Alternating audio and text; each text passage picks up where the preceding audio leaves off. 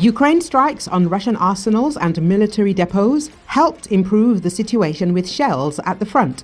As a result, Russia's advantage in ammunition has diminished, according to a source in the General Staff of the Ukrainian Armed Forces. According to the source, on certain sections of the front line, the current ratio of ammunition usage 1 to 1.5 to 1.3. The destruction of Russian arsenals significantly reduced the enemy's advantage at the front. Additionally, a source in the General Staff noted that drones of various types now account for 50% of the strikes on the battlefield.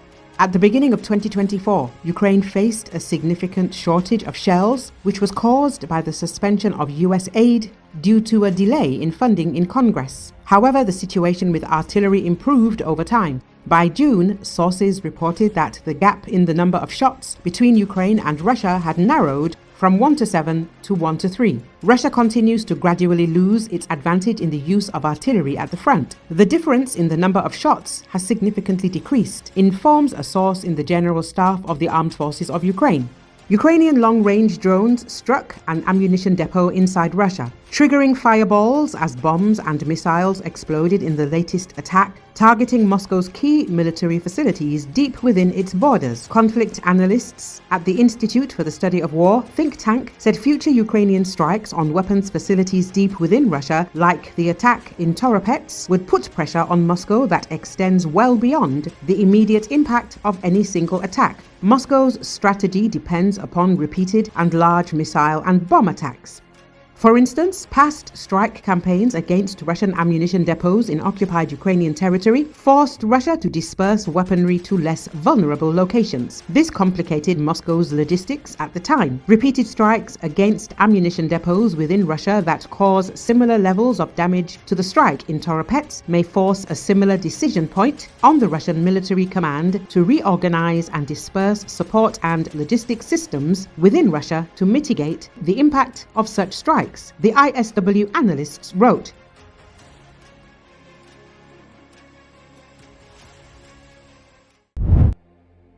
Democratic President Joe Biden and First Lady Jill Biden hosted a White House dinner on the front lawn to thank supporters of his administration for the 4 years. "Jill and I never could have gotten to where the White House has become without you," Biden said at the evening event.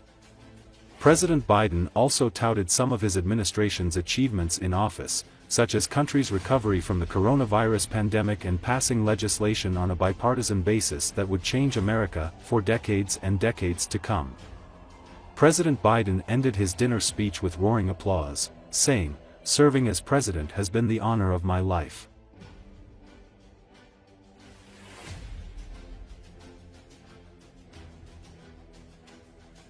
Jill and I are hosting this dinner tonight for a very simple reason. Say thank you. Thank you to so many dear friends. We began this journey to redeem the soul of the nation and to find the light in the darkness.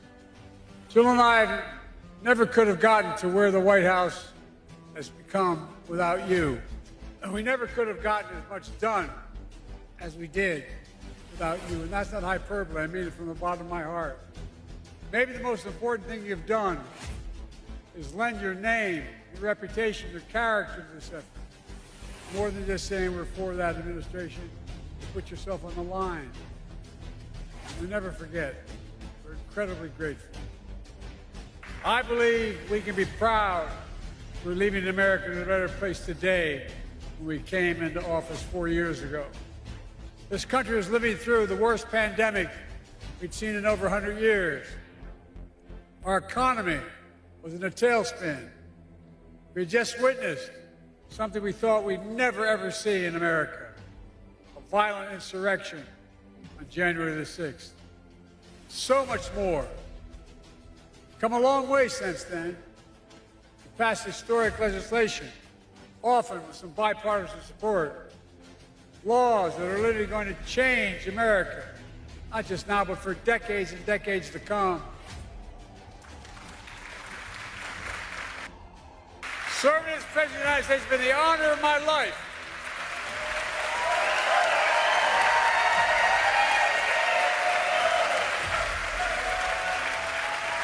But while our time in office is coming to an end, our cause endures. That's because this is the journey of America. America, the America of our dreams, is calling us to stay engaged, to never give up, to keep going, to keep the faith. I know I will, and I know you will. Just remember who in God's name we are. We're the United States of America. And there's nothing beyond our capacity when we do it together.